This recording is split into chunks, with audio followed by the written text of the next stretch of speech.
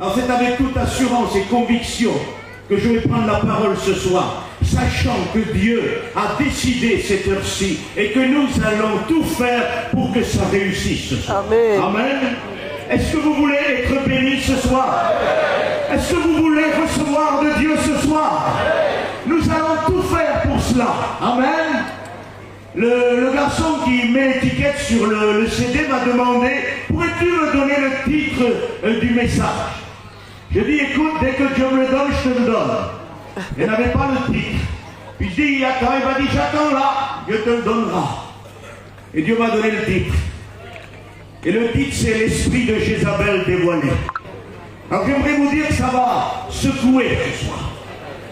Stabilisez-vous, attachez votre ceinture, ça va secouer. Nous allons nous occuper Amen. particuliers. Nous allons marcher, moi et mes frères serviteurs de Dieu, avec vous l'église, contre la puissance de Satan. Nous allons laisser Dieu révéler les astuces de Satan. Êtes-vous d'accord avec ça? Nous sommes venus dans ce temps-là où nous voulons, Seigneur, que ta puissance, que ton autorité, que ton règne vienne, Seigneur. Et que le nom de Jésus soit béni. J'aimerais que notre président prie pour nous tous et qu'il prie pour moi. Est-ce que vous le voulez ce soir? Que Dieu nous bénisse. Merci Seigneur, nous sommes devant toi ce soir, mon sauveur. Bénifie pour nous ta parole, nos cœurs. Que nos cœurs soient avec ta parole, que ta parole nous parle, nous conseille, nous exhorte, que la gloire te revient. Merci pour ta parole qui est la vérité, que la gloire te revient. Prends notre union en main, que l'Esprit agisse au nom de Jésus. Amen. Que Dieu soit béni et glorifié. Je lis avec vous dans le livre de l'Apocalypse, premier chapitre et premier verset, révélation de Jésus-Christ, que Dieu lui a donné pour montrer à ses serviteurs les choses qui doivent arriver bientôt. Et qu'il a fait connaître par l'envoi de son ange à son serviteur Jean. Celui-ci a attesté la parole de Dieu. Et le témoignage de Jésus-Christ soit tout ce qu'il a vu. Heureux celui qui lit et ceux qui entendent des paroles de la prophétie et qui gardent les choses qui sont écrites, car le temps est proche. Car le temps est proche. Car le temps est proche. Amen. Amen. La lecture seulement nous bénit. Et Dieu introduit le livre de la révélation et par un temps qui est proche. Ça veut dire que Dieu est en train de nous dire ce soir, arrêtez avec les médias, arrêtez avec Facebook, arrêtez avec les réseaux sociaux. Les hommes de Dieu ont besoin de se rapprocher de la révélation de Jésus-Christ. Amen. Nous avons besoin de cela. Révélation de Jésus-Christ que Dieu lui a donnée pour montrer à ses serviteurs les choses qui doivent arriver bientôt. Et ça y est, c'est en train d'avoir démarré depuis un moment maintenant. Les choses sont en train d'arriver. Il est en train de montrer à ses serviteurs les choses qui doivent arriver. Il est parlé ici de dévoilement, il est parlé ici de révélation, de choses qui étaient cachées et qui maintenant vont être révélées aux serviteurs de Dieu. Alors, serviteurs du Seigneur, il est temps de revenir devant le Seigneur de toute la terre. Amen. Le livre de l'Apocalypse dit que les loins du Seigneur restent devant le Seigneur de toute la terre. Les hommes de Dieu restent devant le Seigneur de toute la terre. Amen. Et cette révélation-là, on ne peut pas la recevoir ailleurs que devant la face de Jésus-Christ. Quand il n'y a pas de révélation, le peuple est sans frein. Chacun fait ce qui lui plaît. Et quand la révélation, quand le témoignement vient, chacun est repris dans sa décision, dans son caractère, dans son péché, dans son refus, dans son manque de repentance. Chacun est repris parce que la révélation arrive. Amen. Et le livre de l'Apocalypse, c'est le livre de la révélation, c'est le livre de l'Église. Amen. C'est le livre de l'Église. Amen. J'ai écouté Josué un matin dire que c'est notre livre et nous devons nous en réjouir. Quelle vérité! Nous devons nous réjouir de ce que Dieu nous a laissé. Un livre pour nous montrer les choses qui doivent arriver bientôt. Amen. Les théologiens trouvent des hélicoptères et trouvent des bombes atomiques pour plein de choses dedans. Mais nous, ce que nous voulons, c'est un mot de Dieu. Amen. C'est un pain qui descend du ciel. Amen. Amen. L'hélicoptère ne t'apportera rien. Mais si Dieu nous révèle un mot de Dieu spirituel à travers le livre de l'Apocalypse, Dieu va nous bénir. Amen. Il est parlé ce soir de dévoilement. Amen. Ça veut dire tirer le rideau pour voir ce qui se passe derrière. Nous sommes dans un temps particulier. Il faut tirer le rideau pour voir ce qui se passe derrière. C'est impossible alors de tirer le rideau, parce que la Bible dit, ce sont des choses, en parlant de la révélation du Saint-Esprit, qui va fouiller le cœur du Père pour nous ramener des profondeurs de Dieu, la richesse de la révélation. Il est dit, l'œil de l'homme ne l'a pas connu, la pensée de l'homme ne l'a pas connu, la bouche de l'homme ne l'a pas prononcé. Mais c'est l'Esprit de Dieu qui nous l'a révélé. Parce que l'Esprit va fouiller les profondeurs de Dieu pour nous amener la révélation. Quand on dit tirer le rideau, il faut faire appel à la révélation de Dieu. Et c'est ce qui va se passer. Nous allons laisser Dieu nous révéler ce soir. Amen. Parce que nous vivons un temps où il y a des attaques, des astuces, des plans de Satan. Nous voulons que dans cette belle œuvre que nous avons, dans cette belle mission que nous avons, nous voulons que Dieu nous révèle à travers sa parole encore et encore des moyens de subsister. Parce que oui, nous sommes en danger. Oui.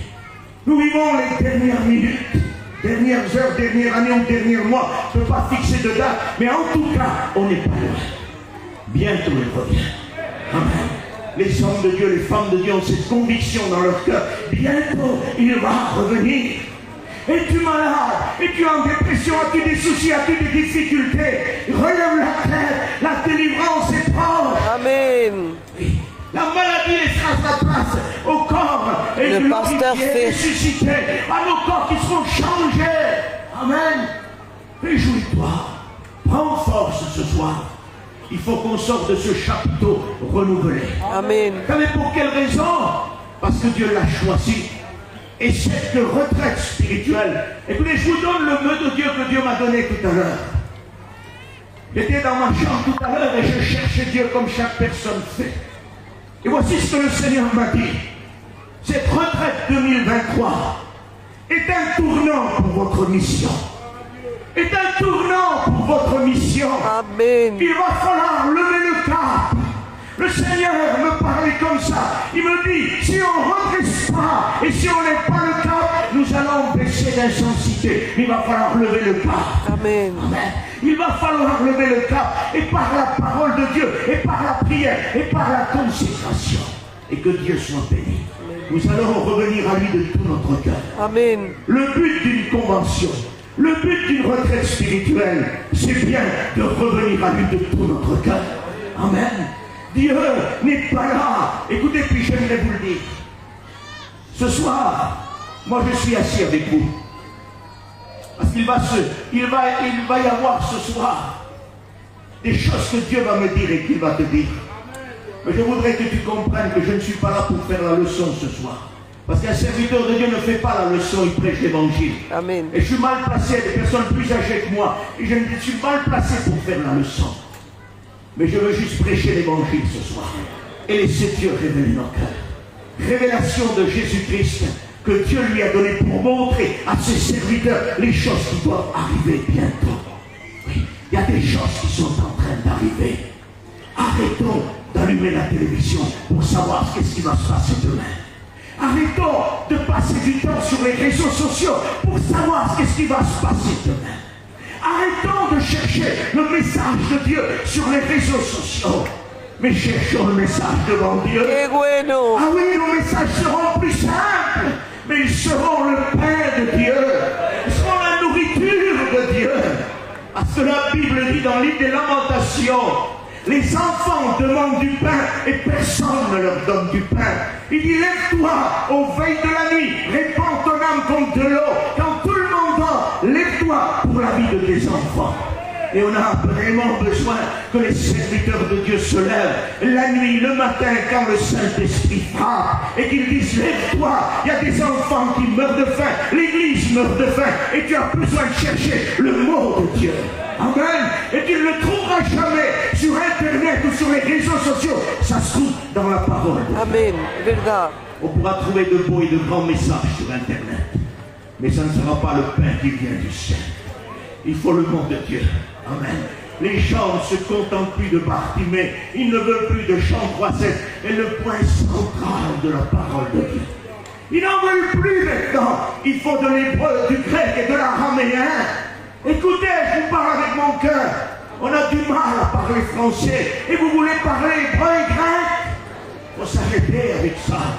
Il faut s'arrêter. Il faut revenir à la simplicité de l'évangile. Amen. Il faut revenir à la simplicité de l'évangile. Qu'est-ce que tu fais, frère? Des frères qui ont reçu le grec. Que Dieu les bénisse. J'en connais qui ont reçu le grec. Je m'assis devant eux, je suis béni pendant des heures. J'en connais d'autres qui n'ont rien reçu par rapport au grec. Ils ont reçu juste un ordinateur et ils sortent les notes de l'ordinateur. Et là, tu es empoisonné. Tu ne peux pas résister 15 minutes, ça t'étouffe. Tu as envie de sortir dehors. Laissons les hommes dont Dieu a donné l'épaule le grec. Laissons ces hommes-là abreuver l'Église d'une nourriture, d'un trésor particulier. Mais jamais n'essayons de faire comme les autres font. À celui qui fera au plus beau message, le plus grand message. Nous avons besoin d'hommes de Dieu qui sont capables de faire un temps de 5 minutes sur l'estrade si Dieu leur dit fais 5 minutes. Oui, c'est ce qu'on a besoin. Et que le nom de Dieu parvienne. Amen. L'esprit de Jézabel dévoilé. Jésus dit j'ai des choses à vous révéler, il dit. Et ces choses-là sont rentrées dans nos vies. Et quand je dis nos vies, je parle. Moi, je suis avec vous ce soir, assis ici. Et c'est Jésus qui me parle. Et Jésus est en train de me dire, il y a des choses qui sont rentrées. Vous avez la doctrine, vous tenez la doctrine, vous tenez toutes choses. C'est merveilleux. Il y a des choses qui sont rentrées. Et ces choses-là, il va falloir que Dieu les dévoile. Pour que la puissance du Saint-Esprit puisse nous donner un renouvellement d'esprit et de force. Et que Dieu soit béni, de revenir à lui de tout notre cœur. Amen. L'esprit de Jézabel dévoilé.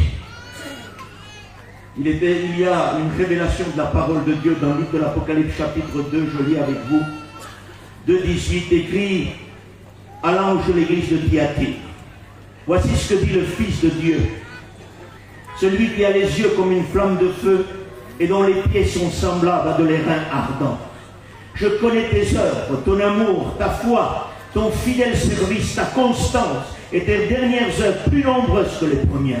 Mais ce que j'ai contre toi, c'est que tu laisses la femme Jézabel, qui se dit prophétesse, enseigner et séduire mes serviteurs, pour qu'ils se livrent à la débauche et qu'ils mangent des viandes sacrifiées aux idoles. Je lui ai donné du temps afin qu'elle se repente. Elle ne veut pas se repentir de sa débauche. Voici, je vais la jeter sur un lit, envoyer une grande tribulation à ceux qui commettent adultère avec elle, à moins qu'ils ne se repentent de leurs œuvres. Je frapperai de mort ses enfants, et toutes les églises connaîtront que je suis celui qui sonde les reins et les cœurs. Je rendrai à chacun de vous selon ses œuvres. À vous tous, les autres de Thyatire, qui ne reçoivent pas cette doctrine et qui n'ont pas connu les profondeurs de Satan comme il les appelle. Je vous dis, je ne mets pas sur vous d'autres fardeaux. Seulement ce que vous avez, retenez-le jusqu'à ce que je vienne. Amen. Et que Dieu soit béni. Ce que vous savez, retenez-le jusqu'à ce que je vienne. Il est parlé ici de retenir quelque chose jusqu'au retour de Jésus. Comme si on voudrait comprendre que si on lâche quelque chose, il n'y a pas de possibilité que le Seigneur revienne. Et dans cette église de Thyatire ici, cette église-là ne part pas avec le Seigneur. Et nous allons le voir. Pourtant, elle travaille, elle a des œuvres, elle a des ministères. Et pourtant, elle ne part pas si elle ne se repent pas. Et si elle ne prend pas une position inverse de ce qu'elle est, elle ne part pas avec Dieu. Et c'est pas moi qui le dis, c'est écrit. Et je le lirai au fur et à mesure avec vous. Et c'est écrit, c'est inscrit. Elle ne veut pas se repentir. Pardonnez-moi les mots, mais ici il est dit qu'il y a une enseignante, Jézabel, et cette Jézabel-là enseigne les serviteurs à se livrer à la débauche et à manger des viandes sacrifiées aux idoles. Pardonnez-moi les expressions, mais je ne peux pas être plus poli que Dieu. C'est écrit ainsi, et c'est ainsi que je peux le lire. Amen. Amen. Et l'enseigne mes serviteurs. Nous avons vu que l'enseignement dans le livre de l'Apocalypse vient de Jésus. Révélation de Jésus-Christ que Dieu lui a donné pour montrer à ses serviteurs. Donc en règle biblique, c'est le Christ qui enseigne l'Église. Ici nous sommes devant Jézabel, donc Christ n'est plus l'enseignant, mais donc cette femme qui se dit prophétesse a pris le relais. Et l'Église ne reçoit plus l'enseignement de Jésus, mais elle reçoit l'enseignement de cette prophétesse-là. Et ce soir, nous allons tout faire pour que cet enseignement jézabélique soit brisé. Amen. Qu'il n'a plus aucun accès dans nos vies. Parce que oui, mes frères et sœurs, est-ce que j'ai la liberté parmi vous? Est-ce que vous savez qu'aujourd'hui, l'enseignement jézabélique est en train de faire de très gros dégâts? Très gros dégâts. Et c'est pour ça que Dieu nous a donné cette parole de Dieu qui est écrite dans le livre. Amen. Très important. La parole de Dieu dit, Dieu dira à Moïse, Moïse conserve nos mères de manne pour la descendance à venir. Parcours la Bible, à partir de ce moment-là, jusqu'à la fin, tu ne trouves plus trace de cette manne cachée. Dans une des églises du livre de l'Apocalypse, il est dit à celui qui vaincra, je donnerai de la manne cachée. Amen. Il parlait d'une nourriture et gardée, mis de côté pour l'église du Seigneur. Et c'est dans le temps présent que cette nourriture se dévoile. Parce qu'on ne peut plus écouter, puis là, il faut que je sois compris à ce que je dis là. On ne peut pas aujourd'hui se contenter de la même nourriture que nous avons reçue il y a 20 ans et manger toujours la même nourriture aujourd'hui. Vu l'iniquité qui a augmenté, vu la puissance de Satan qui a augmenté, il faut que la révélation de Dieu augmente dans l'église de Dieu. Parce que sinon on ne peut pas faire face. Est-ce que vous comprenez ça? Le mystère de l'iniquité agit déjà. L'Antichrist est en train d'arriver. L'Antichrist prendra les rênes du monde. Au moment où l'Église quittera la terre, il viendra non pas pour établir, mais pour régner. Amen. Mais nous connaissons, il s'est écrit, que le mystère de l'iniquité agit déjà. Ça veut dire que l'esprit de l'Antichrist agit déjà. Je répète ce que j'ai dit, ce n'est pas l'Antichrist qui agit déjà, mais l'esprit de l'Antichrist qui prépare la venue de l'Antichrist est en train déjà d'agir. Et à travers les manigances et l'esprit de l'Antichrist, il est en train d'attaquer l'Église. Il ne vous fera pas de cadeau. Il ne me fera pas de cadeau. Et les serviteurs de Dieu, je n'engage pas les anciens avec moi ce soir, mais ceux qui sont jeunes avec moi, les serviteurs de Dieu, il ne vous fera pas de cadeau. Il ne vous fera aucun cadeau. Il va falloir stabiliser nos vies, fonder notre ministère sur la parole de Dieu, parce que vient en plein en face de nous un esprit jézabélique qui s'attaque directement à qui? Aux chrétiens. Non, c'était qui? À mes serviteurs. Ça veut dire qu'on a en face de nous une attaque de Satan, établie par Satan depuis maintenant des années, et que Christ sait ce qu'il manigance, donc il révèle dans le livre de l'Apocalypse. Il y en a qui disent non, non, le livre de l'Apocalypse, les églises sont des histoires et aujourd'hui ne nous concernent plus. Non, c'est ce que Dieu a laissé croire à Satan depuis tant d'années. Mais dans les temps derniers aujourd'hui, il révèle une nourriture pour l'Église à travers les 7 églises, à travers tout le livre de l'Apocalypse. Et nous sommes ici devant un dévoilement jézabélique sans précédent. Cette Jézabel-là se dit prophétesse. On m'a demandé une question il y a quelque temps, frère, est-ce que c'est la même Jézabel que l'Ancien Testament? J'ai répondu non, frère. L'ancienne Jézabel de l'Ancien Testament est morte et a été mangée d'après la prophétie dans son accomplissement par les chiens. Mais ici, Satan est en train de faire comme une résurrection d'une Jézabel nouvelle. Et cette Jézabel nouvelle est 1000 fois plus puissante que la Jézabel de l'Ancien Testament. Parce que Satan sait que là où le péché, la grâce surabonde, donc il met des puissances de Satan plus fortes pour pouvoir briser. Et cette Jézabel est 1000 fois plus forte. Et cette Jézabel a besoin d'être brisée. Et nous allons nous occuper d'elle ce soir. Est-ce que vous le voulez? Est-ce que vous le voulez? Amen. Amen. Si vous êtes d'accord, Dieu est d'accord. Comprenez ça? Quand on dit Amen, nous déclarons Dieu le veut. Et si Dieu le veut et je le veux, alors nous faisons main d'association avec Dieu. Et que Dieu soit béni. Écoutez ce qu'il est dit. C'est un message important de la parole de Dieu. Il dit, ce que j'ai contre toi, c'est que tu tolères. Ce que j'ai contre toi, mais, c'est le mais qui est gênant. Parce que Dieu met ici comme une restriction, un accès quelque part limité. Il dit, mais ce que j'ai contre toi, c'est que tu laisses la femme Jézabel enseigner mes serviteurs. Le mot laisser traduit aussi par tolérance. Dieu est en train de faire une reproche à cette église. Il dit, ce que j'ai contre toi, c'est que tu tolères, c'est que tu laisses faire. Peuple du Seigneur, où en sommes-nous avec la tolérance? Où en sommes-nous avec le laisser-faire?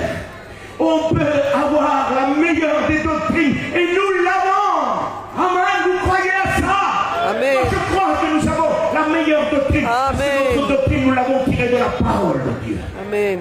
Mais on peut avoir la bonne doctrine. On peut avoir la doctrine marquée sur le registre de notre mission. Mais si à un moment donné, la tolérance et le laisser-aller va rentrer, laissez-moi vous dire que la doctrine restera seulement sur des registres administratifs et que le laisser-aller et la tolérance va rentrer dans notre mission. Et nous ne voulons pas que la tolérance rentre. Nous voulons zéro tolérance. On ne tolère pas. Quand tu ne tolères pas, tu es méchant. C'est ce que les gens disent. Il est méchant le frère, parce qu'il ne tolère pas. Non, non, c'est la Bible qui ne tolère pas. Et la Bible réclame zéro tolérance. Et nous devons arriver à un zéro tolérance et que Dieu en soit béni. Zéro tolérance. Ce que j'ai contre toi, c'est que tu tolères. Que cette femme Jézabel enseigne mes serviteurs. Cette puissance jézabélique a la capacité de faire chuter un serviteur de Dieu. Comment ça, frère?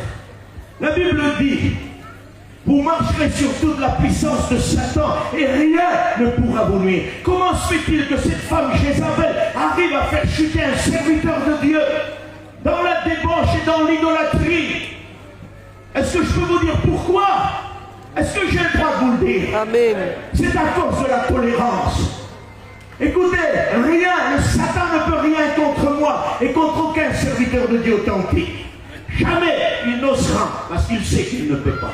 Mais si demain je commence à tolérer, et si j'ai dû laisser aller premièrement dans mon foyer, et après que ça s'étale à l'administration de l'église, laissez-moi vous dire quelque chose, que demain, après-demain, Satan va me séduire, et il va me donner une séduction telle que je ne me rendrai même pas compte que je suis en train de vivre dans la tolérance.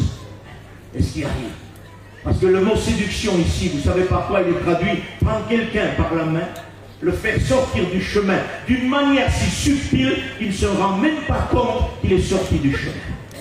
On peut être séduit par Jézabel, toujours prêcher, toujours chanter, toujours témoigner et ne pas être au courant qu'on n'est plus sur le chemin.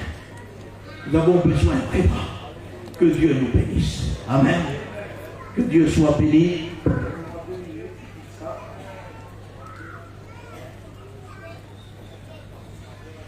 Nous avons besoin, peuple du Seigneur, que la révélation touche nos cœurs. Je ne sais pas quelle heure il est 9 h, il n'est pas tard. On ne va pas se presser, vous comprenez? Parce que quand on se presse, on dit à Dieu, tu devrais finir plus vite. Il va falloir examiner ce soir. Oui, il faut examiner cette belle œuvre que nous avons devant nous. Il faut qu'il soit soigné par la parole, par la bonne doctrine, par la véritable doctrine. Dans les derniers temps, les hommes ne supporteront plus la saine doctrine. Idée de guérir, idée de soigner, idée d'affermir. Les hommes ne supporteront plus. Nous voulons dans notre mission, nous soyons des hommes et des femmes qui supportent la saine doctrine. Amen. Amen. Qui supportent la saine doctrine. Mais ce soir, on est obligé.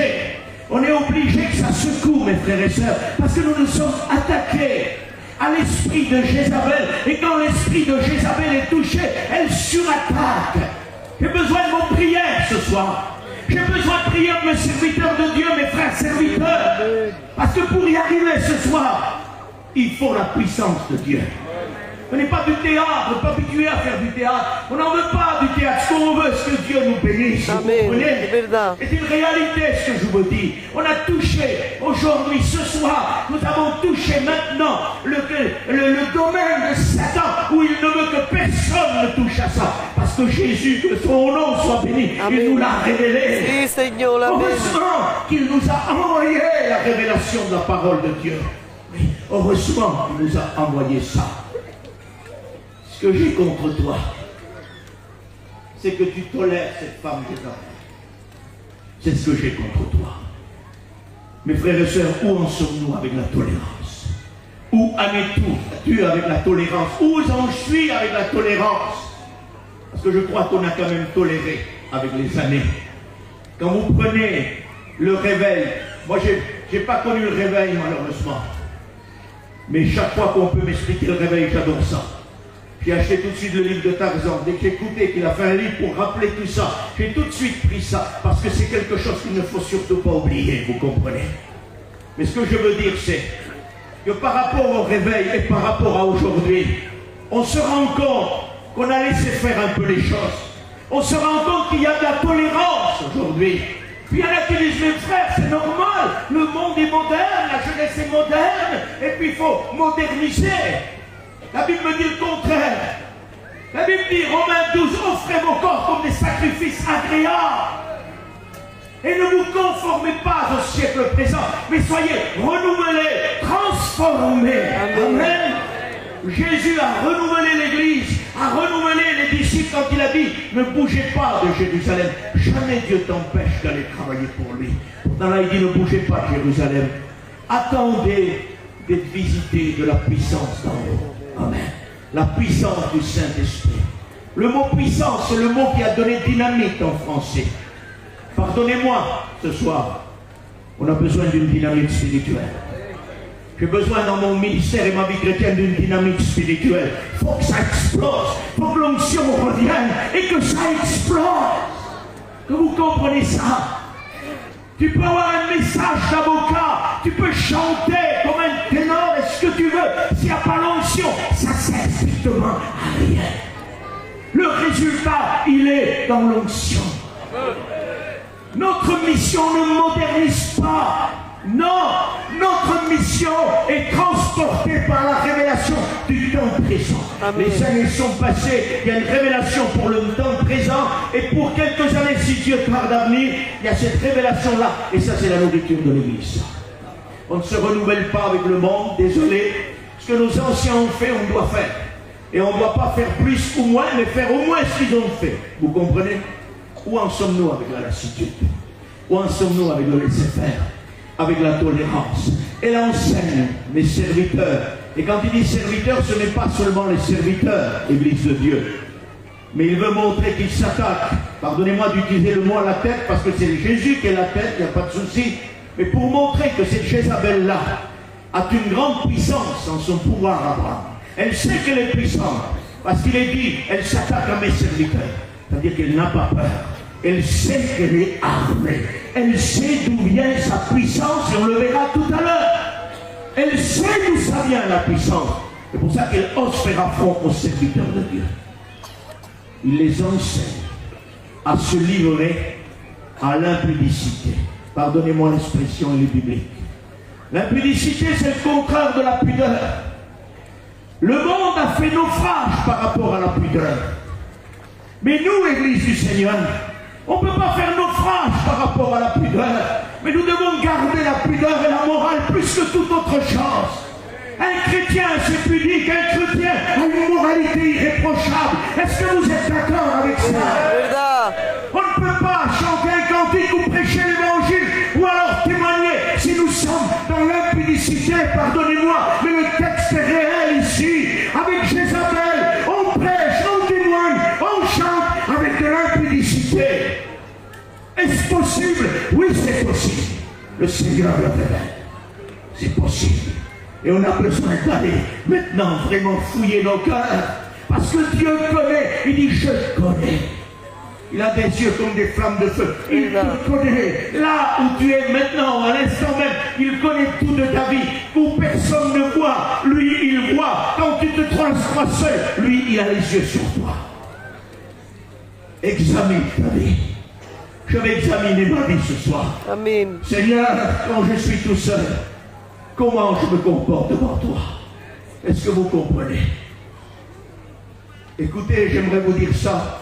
Et ce n'est pas pour introduire quelque chose que personne du monde a dit, mais Voltaire a dit. Quand ils éteignent les flambeaux, ils se livrent à la plus grande impudicité qu'il peut y avoir. S'il vous plaît, quand nous éteignons les lumières et les flambeaux, par exemple de nos chapiteaux, de nos réunions, on ne peut pas se livrer à n'importe quoi. Parce que tel nous sommes dans le chapiteau, tel nous sommes dehors. Amen. Êtes-vous d'accord avec ça? Amen. Que Dieu soit béni. Amen. Tu es en train de secouer. Le royaume de Satan est en train d'être secoué. Le royaume de Satan est en train de trembler. La puissance de Satan est en train de vraiment comprendre qu'elle va lâcher prise dans quelques instants. Amen. Amen. Parce que la puissance de Jésus est au-dessus de tout. Le monde a sombré. La statue de Daniel en chapitre 2, elle nous montre les générations qui nous ont succédé. Elle montre une déchéance, si vous voulez, de la moralité. La tête d'or de la statue, magnifique, c'est de l'or. L'or, c'est très cher et c'est beau, et ça vaut vraiment cher. C'est-à-dire que les valeurs morales des générations qui nous ont précédés en départ, ils avaient des valeurs morales qui ressemblaient à l'or. C'était solide, c'était fort, Et les frères, nos anciens, nous sans parler de chrétienté, étaient plus morales que nous aujourd'hui étant chrétiens. Sans parler de chrétienté, nous sommes un peuple où la moralité existait en nous. Il y avait ça sans parler de chrétienté. Ils vivaient mieux que nous par rapport à ce que nous on accepte aujourd'hui dans la vie chrétienne. C'est un malaise parmi nous. Le monde a sombré, c'est de l'or, la moralité était bonne. Après, on va descendre de la statue, il y a une décadence qui se fait morale, et là c'est l'argent. L'argent, c'est pas mal, ça vaut son prix, mais c'est pas de l'or. Ça avait déjà bougé, la décadence morale arrivée. Après tu descends, c'est de l'airain. Les reins, ça vaut moins que l'argent. C'est devenu vraiment pas terrible, le moral, la pudicité qu'il pouvait y avoir, la pudeur, si vous voulez, elle commençait à disparaître. Et en descendant vers les pieds de la statue, tu te rends compte que c'est du fer. Et le fer, il n'y a pratiquement plus de moralité. C'est terminé. La moralité a disparu du monde aujourd'hui. Et si aujourd'hui tu n'es pas pécheur, tu es rejeté de la civilisation moderne. Si tu ne pêches pas, tu n'es pas accepté. Si tu pêches, tu es accepté. Et quand tu vas jusqu'au pied de la statue, des pieds de fer et d'argile. L'argile avec le fer, c'est incompatible. Tu peux prendre l'argile et la lier avec le fer, ça va tenir, mais dès que tu bouges, ça bouge. Et ça casse. Nous sommes aujourd'hui dans le temps où la moralité est devenue impossible. Une impossibilité, une alliance impossible entre la moralité et le monde d'aujourd'hui. C'est les pieds de la statue qui révèlent ça. Il n'y a plus de possibilité d'amélioration de la moralité. Nous allons vers l'impudicité, l'impudicité, l'impudicité et la catastrophe planétaire que le monde n'a jamais connue. Il va sombrer dans le péché total. Et là, la pierre qui est venue sans le secours d'aucune main va briser tous ces royaumes qui se sont succédés. Et là, Dieu établira son règne. Et là, il établira de nouveau la morale et la sainteté. Amen. Amen. Mais pour l'instant, on a sombré. Mais l'Église du Seigneur ne peut pas sombrer avec le monde. Non. Mais regardez comment je peux continuer. Vous êtes bien. Vous êtes assis. Il fait bon là-dedans. On est très bien. On va prendre le temps qu'il faut, n'est-ce pas? Regardez comment ça se passe. On n'est pas touché par la moralité. C'est le monde, ça. Regardez voir par où ça passe. Ça passe par la télévision. Et la télévision dans ton foyer, je n'ai jamais parlé de la télévision, Dieu me demande de le faire, je le fais. Écoute, la télévision dans nos foyers aujourd'hui est un scandale pour l'Église. C'est un scandale, frère. Nous savons régler notre programme, nous savons gérer, et puis la télé, on sait quand même gérer la télé, oui. Mais moi, je te parle en plein midi. Hein. Je te parle qu'en midi, il y a ton père à table, il y a ta mère à table, ou alors il y a tes petits-fils à table, il y a tes enfants, il y a tout le monde à table. Et en plein midi, là, dans une publicité Orange ou Amazon, tu as de Sodome et Gomorrhe qui se livrent à cœur joie. Et nous, les chrétiens, on laisse allumer la télévision devant nos enfants et on est chrétiens et on prie le repas et devant nos yeux, l'immoralité totale est là. Elle enseigne à mes serviteurs à se livrer à l'impudicité.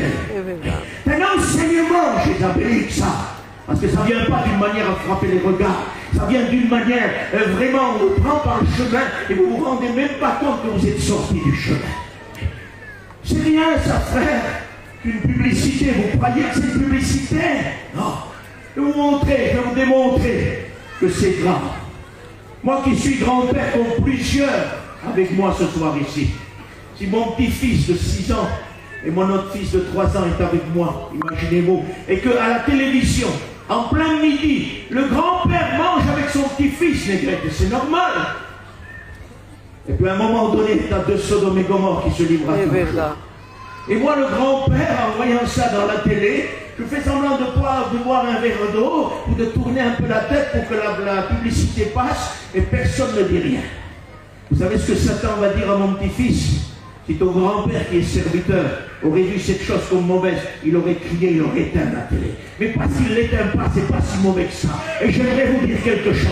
Si on ne fait pas attention, si on tolère trop, mes frères et sœurs, nous allons, si le Seigneur tarde, à venir voir dans nos peuples des générations se lever de cette catégorie-là, à cause de la tolérance que nous acceptons chez nous. C'est grave, c'est de la tolérance, ça.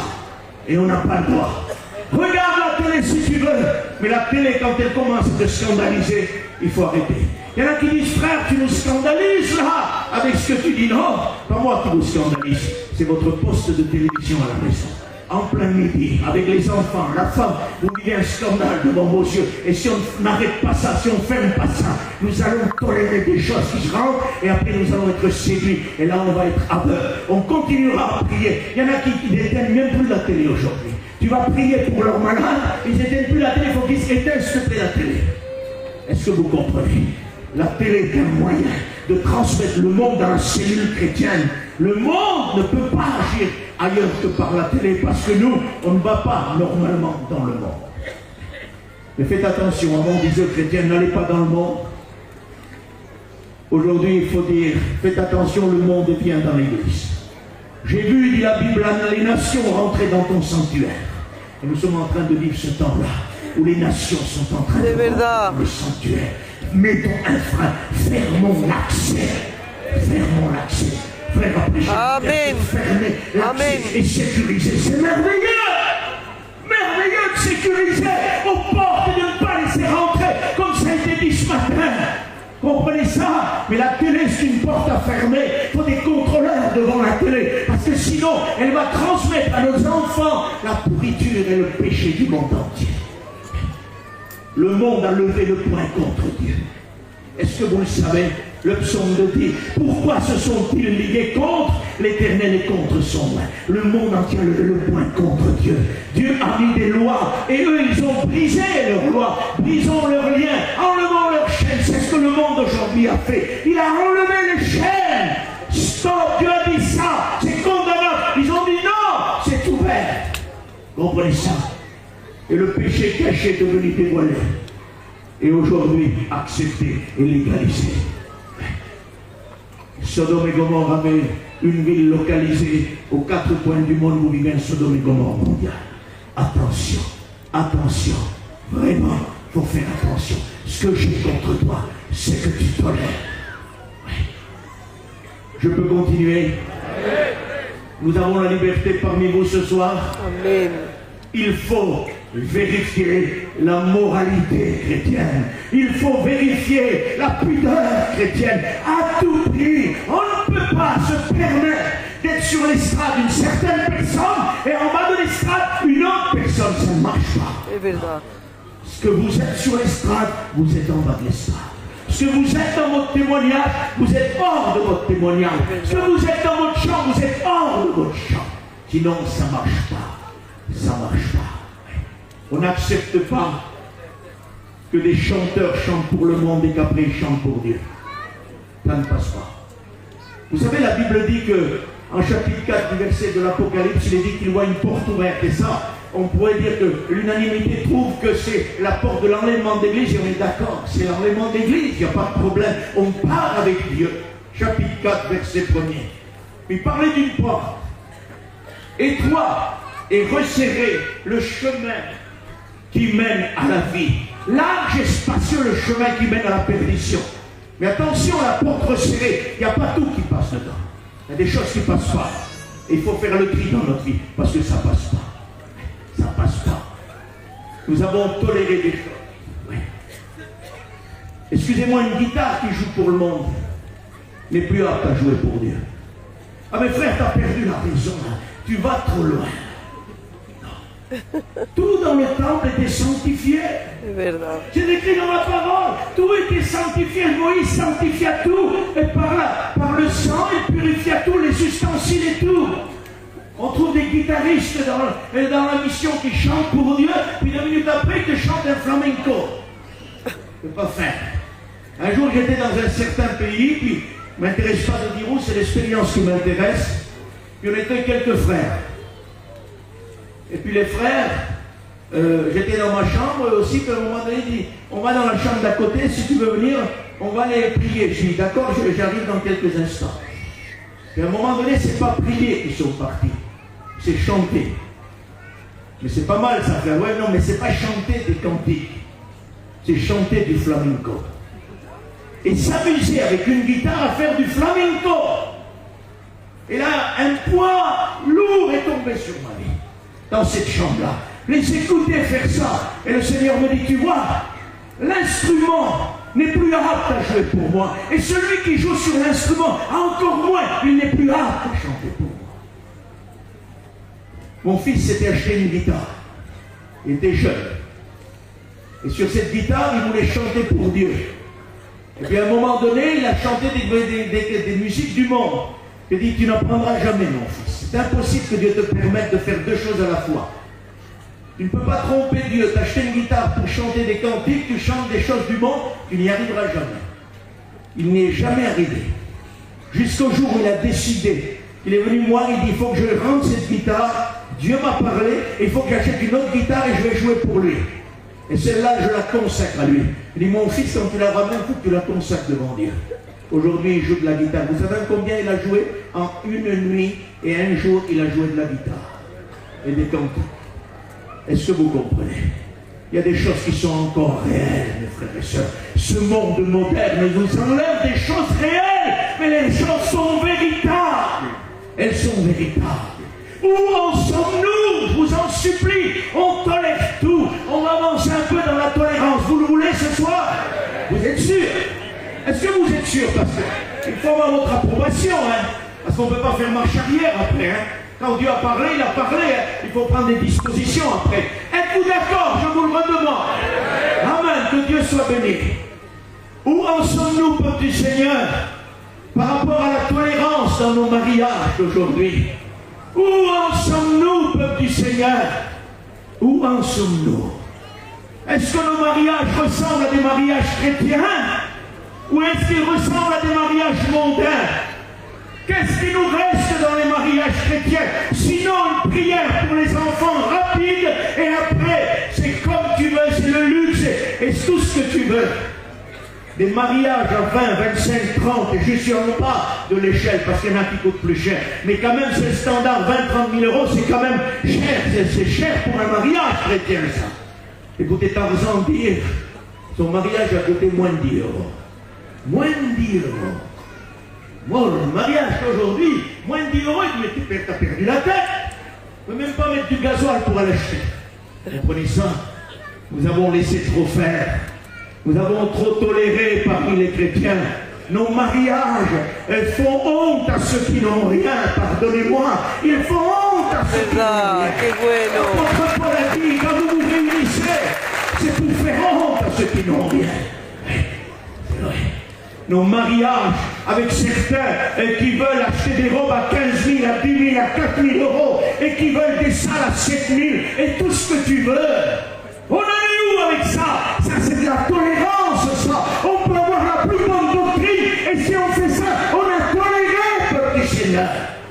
nous laisser aller.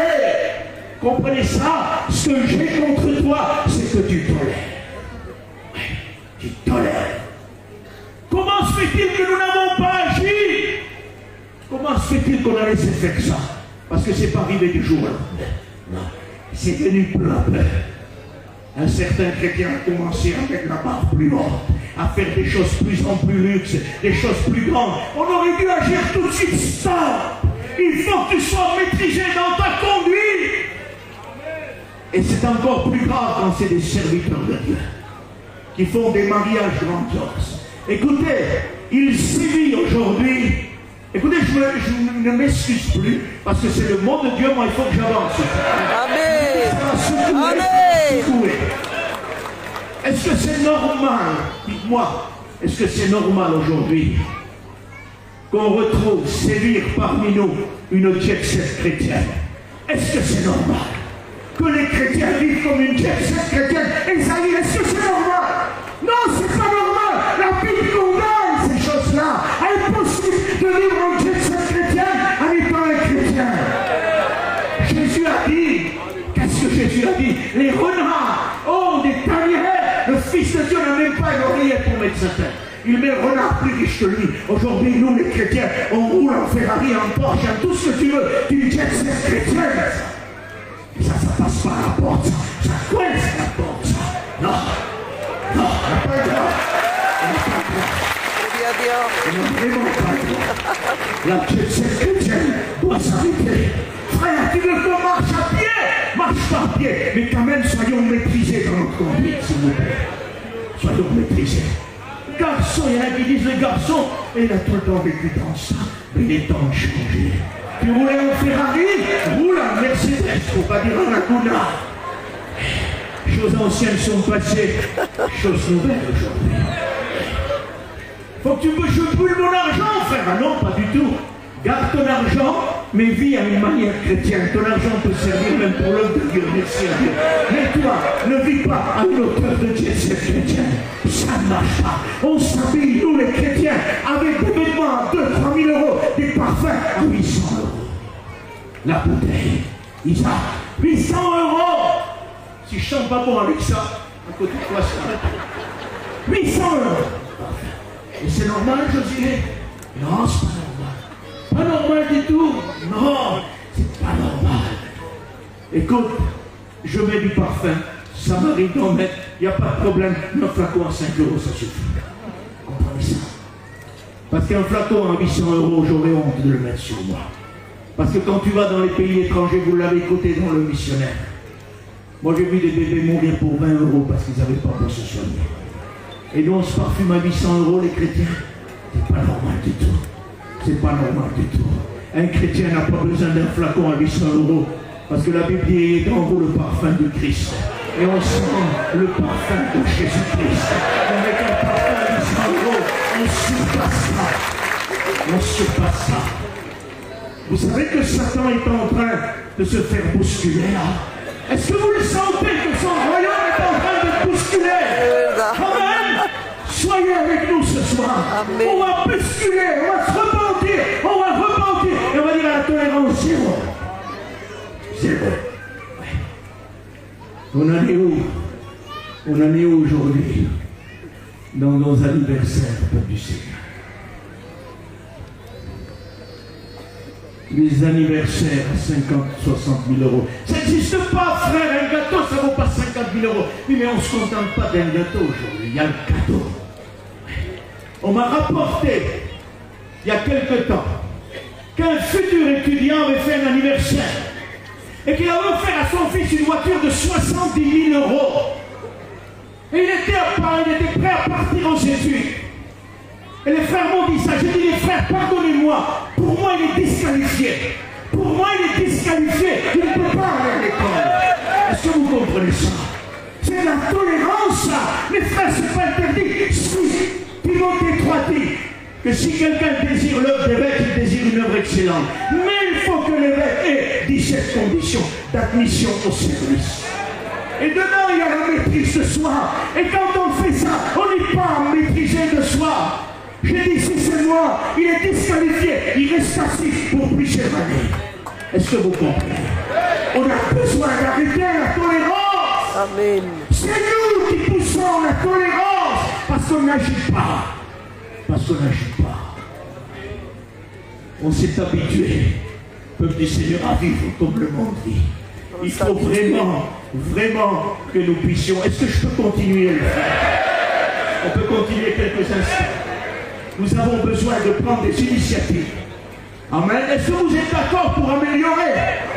Amen. On ne va pas sortir de ce chapitre en arrivant à zéro tolérance, mais il faut démarrer à améliorer ce soir. Vous comprenez? Il faut prendre une décision. Parce que vous savez, ce qui est grave là, c'est qu'il est dit, je lui ai donné du temps pour qu'elle se repente, mais elle ne veut pas se repentir de sa débauche. Ça veut dire qu'elle ne veut pas bouger de sa situation. Elle fait des anniversaires à 70 000, elle fait des mariages à 200 000 si tu veux, elle tolère, elle n'a pas envie de changer. Écoute ce qui est important. J'ai toléré dans ma vie. Il y a un chapiteau, j'ai toléré dans mon chapiteau. Seigneur, je suis un homme de Dieu pour me repentir ce soir et de dire j'ai toléré, je reconnais, Seigneur. J'ai accepté des choses qui ne conviennent pas. Mais à partir de ce soir, je suis un homme de Dieu, une femme de Dieu, de dire Seigneur, je ne veux plus de tolérance. Je me repens et j'arrête la tolérance. Amen, c'est verdad.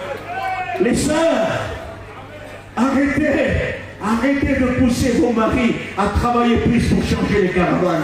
Mettez-vous à la prière, mettez-vous au jeûne, mettez-vous à la consécration. Élevez le nom de l'Éternel, parce que le Christ arrive. Il est tout proche de nous. Il arrive. Les frères, arrêtez de passer vos journées. Je m'arrête de passer ma journée sur des maisons à peindre ou travailler ou ce que tu veux. Stop, il faut s'arrêter. Où en sommes-nous de la tolérance par rapport au commerce? Parce que dans le livre de l'Apocalypse chapitre 18, et ça ne nous concerne pas. Nous sommes déjà à l'abri, merci Seigneur. La grande tribulation, chapitre 18, il sévit une église religieuse babylonique, une Babylone religieuse. Et vous savez ce qui se passe? Cette Babylone religieuse va vite se transformer en une Babylone commerciale. Ça veut dire de la religion qu'elle avait, elle garde la religion, mais elle se donne à plein gré au commerce et à l'achat et à la convoitise mondaine. C'est ce qu'on trouve dans Apocalypse 18:4. Et dans le temps où nous sommes aujourd'hui, et ça sévit aujourd'hui, cet esprit-là, cet esprit de convoitise qui nous laisse une religion, mais qui nous donne à rentrer dans le travail et le commerce mondial. Faisons attention à ça. Mes frères et sœurs, où en sommes-nous des plateformes commerciales que nous sommes en train d'ouvrir? Des plateformes sur Internet commerciales pour le travail sont en train de s'ouvrir. Les gens sont pris par le travail à 10 fois plus qu'ils étaient. Ils mettent leur nom sur Internet, ils créent des plateformes de travail et ils ne travaillent plus, ils ne cherchent plus rien. Le travail vient directement à la maison. Faites attention, Satan ouvre des plateformes qui vont lier les chrétiens et qui ne prieront plus, qui ne jeûneront plus et qui ne chercheront plus Dieu. Et il va les lier avec tout ça. Et c'est possible que ça te dérange ce soir. Mais si ça te dérange, ça veut dire que tu me tolérais. Mais si tu dis, Seigneur, c'est vrai, mais je veux me débarrasser de ça. Combien de temps que tu pries? Combien de temps que tu jeûnes? Combien de temps tu adores Dieu? Combien de temps? Frère, je le faisais il y a quelques années. Aujourd'hui, tu sais, les enfants ont grandi, il faut faire des mariages, bien sûr, à la somme que j'ai dit. Donc, frère, c'est compliqué, tu vois, donc j'ai plus trop le temps de prier. C'est lamentable de ne plus avoir le temps de prier. Vaudrait mieux-t-il ne pas marier ni sa fille, ni son fils, ni rien du tout, si c'est pour marier le fils ou la fille et ne plus avoir le temps de prier. Est-ce que vous comprenez ça? On a besoin plus que jamais de revenir à l'Éternel. Il y a des frères qui m'ont donné cette information-là. J'ai des frères qui tournaient avec moi en mission. Puis à un moment, ils sont venus voir, ils disent, c'était des frères, je ne tourne pas avec toi. Le frère a dit, il y a d'autres missions que Dieu te bénisse. Je dis, non, c'est pas ça. C'est que j'ai trop de travail, je ne tourne plus. Est-ce que vous croyez que c'est une bénédiction, ça? Ne vous y trompez pas. Quand Dieu, écoutez, je crois à la bénédiction du Seigneur et à l'enrichissement de la part de Dieu. Et je ne prêche pas la doctrine de la prospération, loin de là. Ce que je veux dire, c'est que je crois que Dieu peut enrichir un homme. Il a enrichi Salomon, c'est l'homme le plus riche de son époque. Il peut m'enrichir s'il le veut, il peut enrichir mes frères qui sont là. Il n'y a pas de problème sur ça. Mais quand la bénédiction de l'Éternel est donnée, elle n'est suivie d'aucun mal. Comment se fait-il que ces travailleurs sur plateforme d'Internet n'ont plus de prière, n'ont plus de jeûne, n'ont plus rien du tout? Ils ont juste une carte de commerce, ils sont livrés au commerce, et ils sont livrés à l'idolâtrie, à au matérialisme, et ils n'ont plus de vie avec Dieu. Comment se fait-il? Fais attention, tout ce qui vient de Dieu te bénit. Ce qui ne vient pas de Dieu, et ça ne te bénit pas. Ça veut dire que si ton travail ou mon travail devrait m'enlever de la prière et de la consécration, ça ne peut pas venir de Dieu. Je te le redis, tu peux venir à 15 000 personnes, je serai tout seul devant les 15 000 personnes. Quand Dieu bénit, c'est suivi d'une bénédiction. Mais si tu donnes quelque chose, tu donnes ta prière pour le travail et que tu ne pries plus, ça ne vient pas de Dieu. Fais attention à ta vie. Jamais Dieu te donnera, il me donnera quelque chose qui va me sortir de la consécration. Ça voudrait dire qu'il me donne un bâton pour me faire battre. Non, le Seigneur, quand il donne, c'est suivi d'aucun mal. Et nous devons faire attention. Où en sommes-nous? C'est de la tolérance. C'est de la tolérance. Les sœurs, je vous engage et je vous encourage à garder la tenue vestimentaire de la chrétienne. Parce qu'on arrive dans un temps de tolérance. On arrive dans un temps de tolérance, on ne reconnaît plus la chrétienne de la non-chrétienne. Ne lâchez pas le foulard. Gardez le foulard sur la tête. C'est encore biblique. Il y en a qui sont tellement instruits et théologiens qui nous ont dit que c'était au temps de Paul et que de toute façon ça ne dérangeait pas si on ne l'a pas aujourd'hui. Mais nous sommes de la vieille école.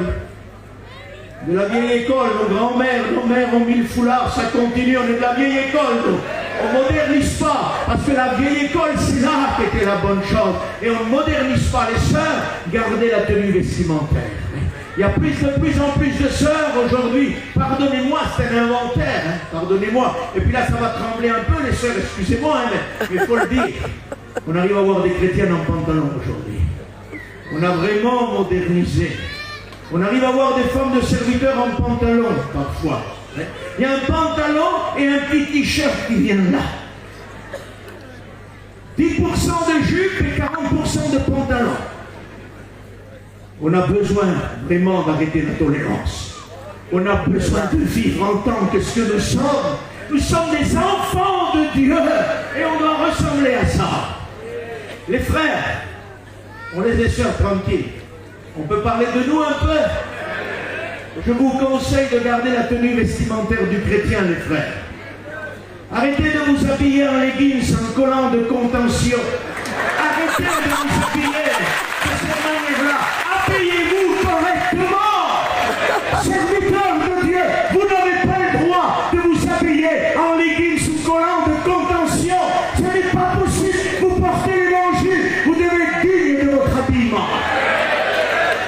Le monde habille notre église. Toujours les sœurs, toujours les sœurs. Oui, mais les hommes là en collant. Bien sûr, les straps, il est en collant. Frère, on ne peut pas porter des pas de téléphone, d'accord, non? Il y a des limites quand même. Il y a des limites entre un collant, un leggings et un pas de téléphone, vous comprenez ça? Mais oui, mais aujourd'hui, tu as quelques serviteurs qui veulent s'habiller moderne, là. Ils veulent montrer leurs muscles, ils veulent montrer leur corps, là. Il faut s'arrêter avec ça. C'est de la tolérance, ça. On ne peut plus accepter ces choses-là. On ne peut plus. Tu veux prêcher comme ça, tu prêches chez toi comme ça, mais tu ne touches pas nos estrades dans cet état-là. On ne peut plus accepter tout, excusez-moi. On ne peut plus accepter tout. Je termine. Pourquoi vous croyez qu'il y a cette belle œuvre-là? Parce que nos anciens n'ont rien accepté.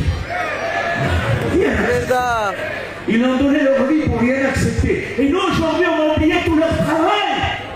Quand j'écoutais les frères parler, votre père ne vous a pas vu grandir, il n'a même pas vu naître. On a oublié tout ce qu'ils ont fait pour mettre un collant sur nous, pour mettre un pantalon pour une soeur, pour plus mettre le foulard. On va oublier tout ce qu'ils ont passé. Non, non. On va se souvenir tous les jours de ce qui est. C'est ce qu'ils nous ont confié. L'apôtre Paul dit à Timothée, garde le bon dépôt. On est sur un bon dépôt. Et ce bon dépôt-là, on va avancer avec lui. Parce que sinon on tolère. On tolère. Est-ce qu'on peut continuer quelques instants? Le caractère d'un serviteur de Dieu. Je le redis, je n'engage pas les anciens ce soir. Il y a des jeunes avec moi, je vous parle à vous. Le caractère d'un serviteur de Dieu. Il y a trop de caractère impulsif aujourd'hui. Trop. Et le caractère d'un serviteur, c'est doux. C'est doux, c'est pas un ours, non. Aujourd'hui, le caractère est devenu impulsif des serviteurs de Dieu. Ils adorent la querelle. Ils aiment la querelle. Un serviteur du Seigneur ne doit pas avoir de querelle. Comment se fait-il que nous tolérons que parfois un serviteur de Dieu élève la voix, s'enrage contre un autre serviteur de Dieu ou une chrétienne ou un chrétien et ça passe comme ça et on n'agit pas, on n'a pas le droit d'agir, c'est de la tolérance si on n'agit pas. Est-ce que vous comprenez ça? Comment se fait-il qu'on a toléré que des sœurs prophétisent, que des frères prophétisent et que dehors, n'importe quoi est dit par leur bouche? Ils insultent leurs enfants, ils disent des atrocités et après dans l'église ils prophétisent. Attention, Saül a prophétisé. Et à un moment donné, dès qu'il arrêtait de prophétiser, il veut tuer David. Ne sois pas celle ou celui qui prophétise et qui est capable de tuer ton frère après. Quand tu prophétises, tu te mets devant Dieu. De toute façon, écoutez, pour être biblique et doctrinal, la Bible dit que la prophétie doit fonctionner, doit agir avec la foi. Ça veut dire que notre foi doit être basée sur la parole de Dieu pour croire que ça vient de Dieu, d'accord? Mais il faut que la sœur, le frère, il ait une notion de la parole de Dieu. On ne peut pas dire n'importe quoi dans la prophétie. Donc on ne vous demande pas d'être des lecteurs de 24 sur 24 de Bible, mais quand Dieu vous a fait un don de prophétie, dans les temps où nous sommes, vu la séduction satanique qui traîne, vous avez tout intérêt de lire la parole de Dieu. Parce que vous saurez en l'instant même que la prophétie qui vient de Dieu ou elle ne vient pas de Dieu. Il y a deux sources, écoutez. Et quand on est léger en Dieu, il y a deux sources qui peuvent agir. Quand on est fondé en Dieu, il n'y a qu'une seule source. Mais quand on est léger en Dieu, il y a deux sources qui peuvent agir. Que Dieu nous aide et que Dieu nous fasse grâce. Il n'est pas tard, je vais continuer. De toute façon, on ne peut pas s'arrêter là. Comment se fait-il qu'aujourd'hui l'Église met le calendrier grégorien devant ses yeux? Elle fête toutes les fêtes du calendrier grégorien. Comment se fait-il que l'Église se conforme aux fêtes du calendrier? Comment se fait-il que les chrétiens se conforment aux fêtes du calendrier? C'est vrai. Et ce soir, j'aimerais vous parler, moi, d'une fête qui me revient souvent quand je prêche. Et c'est pas pourquoi elle me revient tout le temps. Ça doit être embêtant sûrement pour nous, ça. 14 février. Ça vous dit quelque chose? Voilà. Ah oui. Le petit Cupidon, Saint-Valentin. Église du Seigneur, est-ce que c'est normal que des chrétiens fêtent la Saint-Valentin? Est-ce que c'est normal que des serviteurs de Dieu fêtent la Saint-Valentin? Ce n'est pas normal du tout. Nous avons toléré ces choses. La Saint-Valentin est une fête souillée. Le petit Cupidon a sa valeur en grec du dieu Eros. Le dieu Eros, je ne peux même pas citer ce qu'il instruisait dans ses enseignements. Un dieu païen souillé jusqu'au cou. Et aujourd'hui, le petit Cupidon au restaurant, chérie, on va au restaurant et tout ce que tu veux. Arrêtez avec ça. Arrêtez avec ça. Verdad. Arrêtez avec ça. Es verdad. C'est du nombre. C'est du nombre. Verdad, Señor. Nos anciens n'auraient jamais accepté ça. Et nous, nous tolérons ça. Les serviteurs de Dieu se fâchent quand tu dis ça, certains. Ils exagèrent. Il exagère, mais qu'est-ce qu'il veut? C'est parce qu'il va au restaurant, Nicodème, lui. Il prend un restaurant à 600 €. Il se met en face de sa femme, comme s'il ne la connaissait pas. Chérie, t'aimes bien?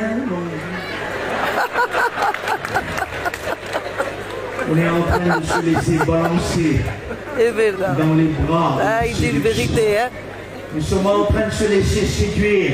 La fête de Saint-Valentin a été changée à un moment donné par un pape. Elle ne s'appelait pas comme ça. Si mes souvenirs c'est la fête des lucarnes, je crois que ça s'appelait. On ne peut même pas citer ce qui était fait dans cette fête-là. C'était souillé, c'était atroce, une abomination.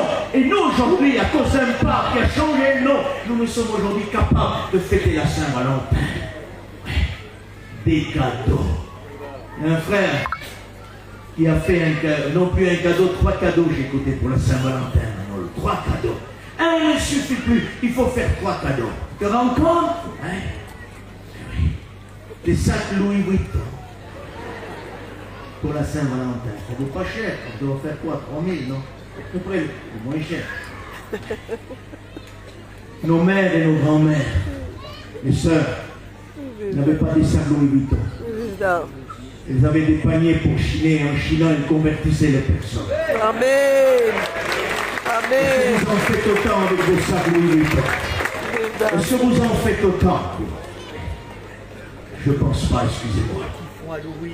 Il y avait des paniers et ils allaient chiner. Et le souci, c'était de pouvoir parler de Dieu. Écoutez, je vais vous dire quelque chose qu'un ancien m'a dit qui est parti près du Seigneur. Sinon, moi, je n'ai pas connu le réveil, je ne pourrais pas permis de dire ça. J'ai fait une mission dans son chapiteau et puis le dimanche matin, il m'a dit, t'as connu le réveil? Je lui ai dit, pas du tout. J'aimerais que tu m'expliques. Il m'a expliqué, tu vois, un matin comme ça, là, eh bien, tout le monde était là, les sœurs étaient en train de faire à manger, puis la sœur parlait en langue, là. Tu te disais, elle parle en langue depuis longtemps. Elle me disait, non, elle a été baptisée à l'instant, là. Une autre venait, se faisait baptiser aussi du Saint-Esprit. Les frères parlaient de Dieu. Les frères échangeaient des mots de Dieu. Il dit, aujourd'hui, les frères parlent du bon coin. Les frères ne cherchent plus rien. Ils sont en train de faire des affaires sur le bon coin avant le culte. Et jusque dans le culte, ils valident les affaires sur le bon coin. Ni tout a changé.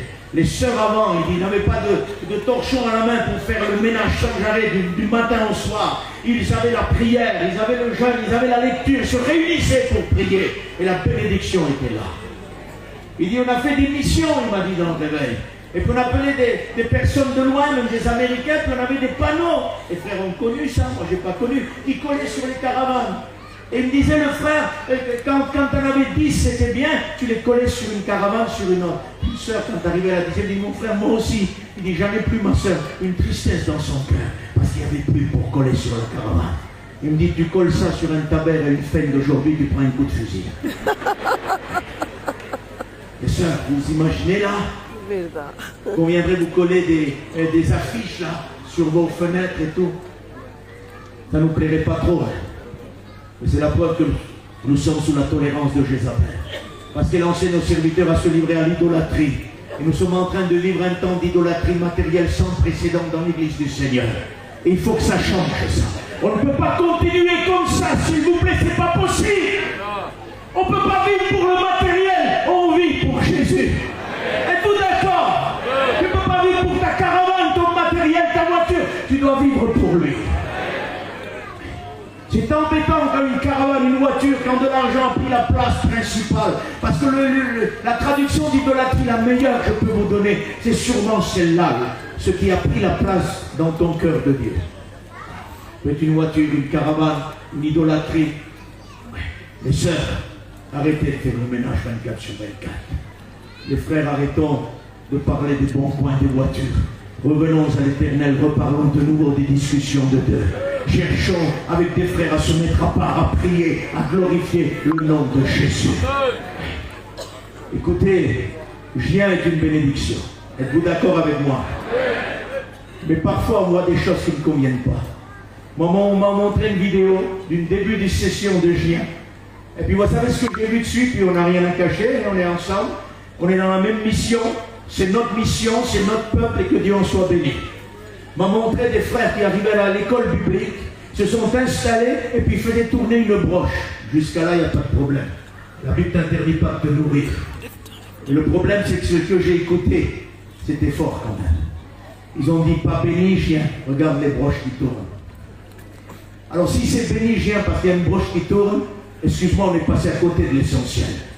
Parce que Gien n'est pas béni parce qu'il y a une broche qui tourne. Gien est béni parce que tu reçois l'enseignement de la part du corps enseignant. Et que là, tu peux prier, tu peux louer, tu peux glorifier Dieu. Mais si c'est pour faire une broche, on n'est plus serviteur, on est rôtisseur à ce moment. Si tu viens à l'école, excuse-moi, si tu viens à l'école biblique pour faire des broches, reste chez toi, fais des broches chez toi. Et surtout, parce que tu sais, les places sont rares, hein. Ne bloque pas une place d'un véritable appelé pour faire les broches. Reste chez toi, voilà. Laisse passer le choisi de Dieu. On est fatigué aujourd'hui de voir ça. On est fatigué de voir ça. On a besoin que la grâce de Dieu se manifeste. On a besoin que des hommes de Dieu se lèvent. Des hommes remplis du Saint-Esprit qui sont capables de bénir le nom de Jésus-Christ. Je lui ai donné, on va bientôt finir, je lui ai donné du temps. Prenez patience. Vous savez, j'aimerais vous dire quelque chose ce soir. Surtout, ne prenez pas le risque de vous lever, de partir, à part une urgence. Parce que vous diriez à Dieu, je suis content de mon idolâtrie, je vais continuer, moi. Reste ici, va. Pas parce que je prêche moi, mais c'est parce que tu as besoin de Dieu. Et parce qu'il va se faire quelque chose à la fin de cette réunion qui va briser cette idolâtrie jézabélique. Vous comprenez ça? Nous avons besoin d'arrêter la tolérance maintenant. D'arrêter la tolérance. Comment avons-nous pu tolérer que les chrétiens ne prient plus? On va maintenant prendre dans la pratique spirituelle, parce qu'on n'a pas trop le temps. J'aimerais pas que vous vous agitez. Ça serait trop dommage. Que vous commenciez à bouger, que vous vous leviez, que vous partiez, que certains partent. Parce que vous savez, c'est gênant quand quelqu'un part. Et j'aimerais surtout pas que vous faites ça. Pour votre vie à vous. Vous comprenez ça?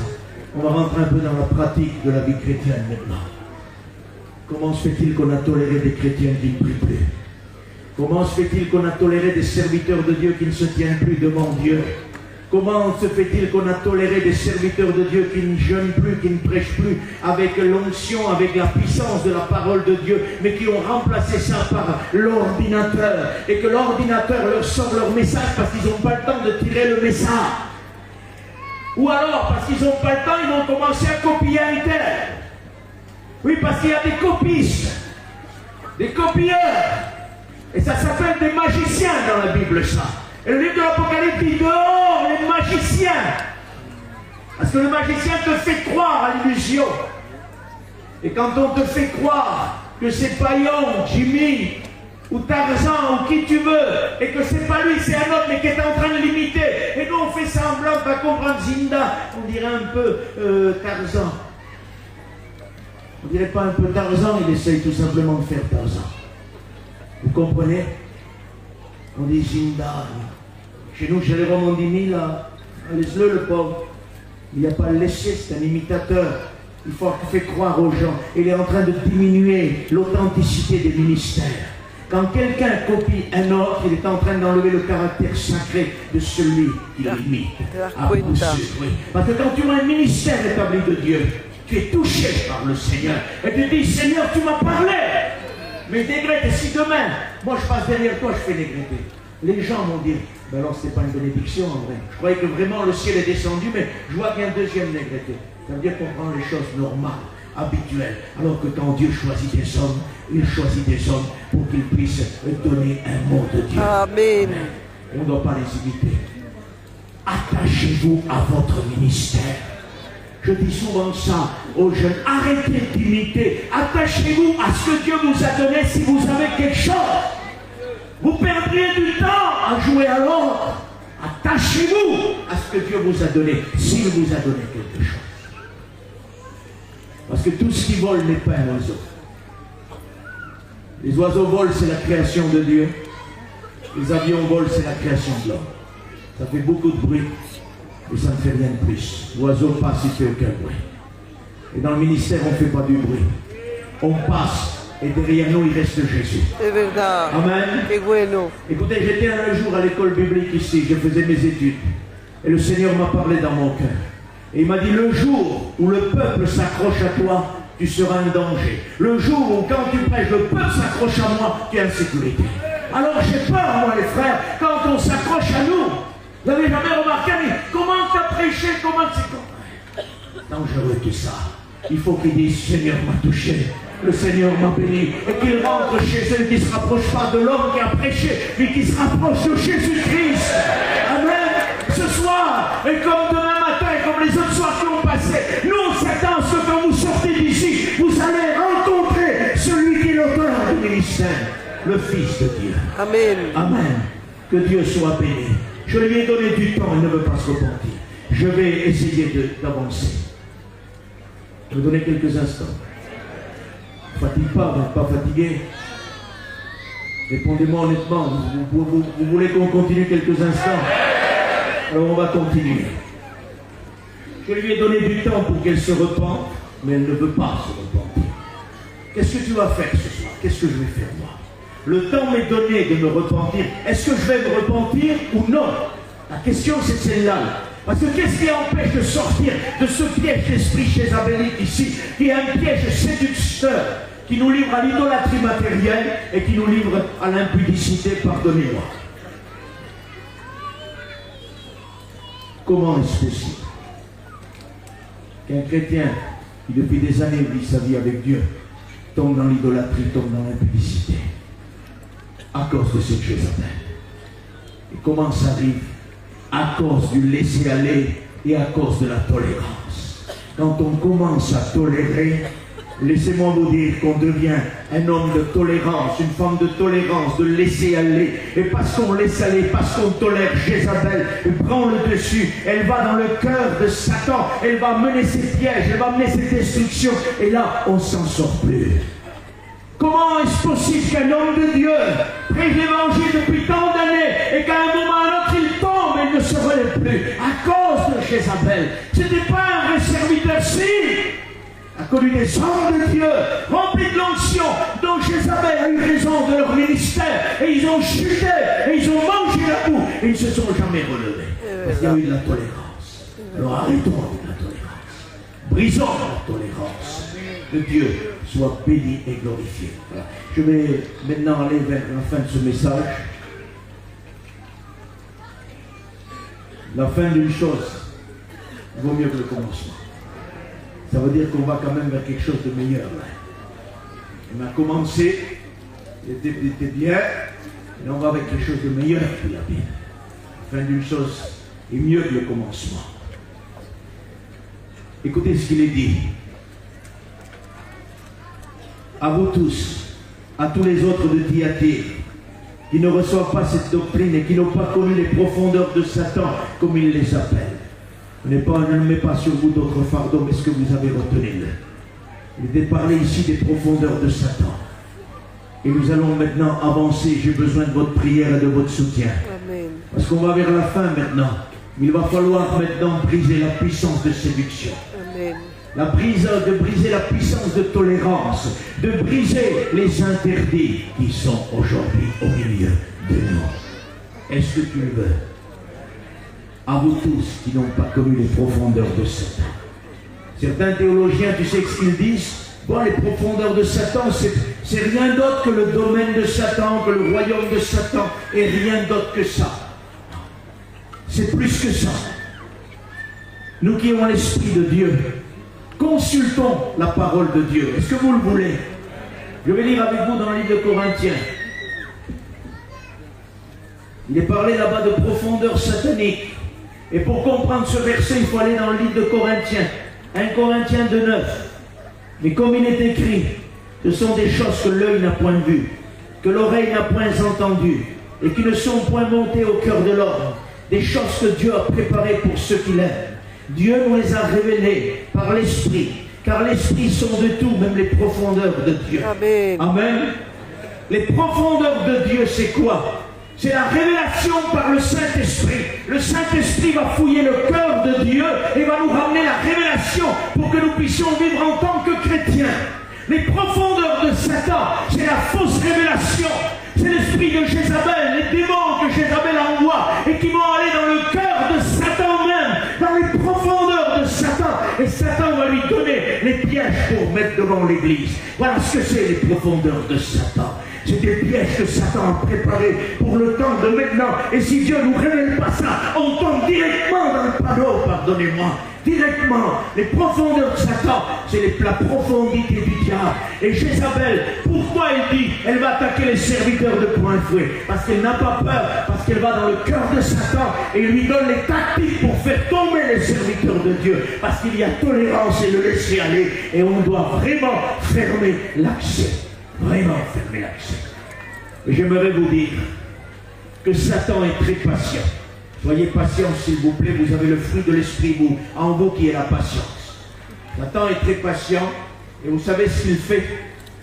Pendant des années, il nous a volé la prière. Les églises ne prient plus comme elles priaient. Les chapiteaux ne prient plus comme ils prient. Les gens ne jeûnent plus comme ils jeûnaient avant. Les gens ne se consacrent plus comme ils étaient consacrés avant. Et ça a été un piège de Satan pendant des années. Ça fait plusieurs années, il y a 15-20 ans, tu voyais, tu rentrais dans une église, une quinzaine d'années, les gens priaient déjà dans le pasteur.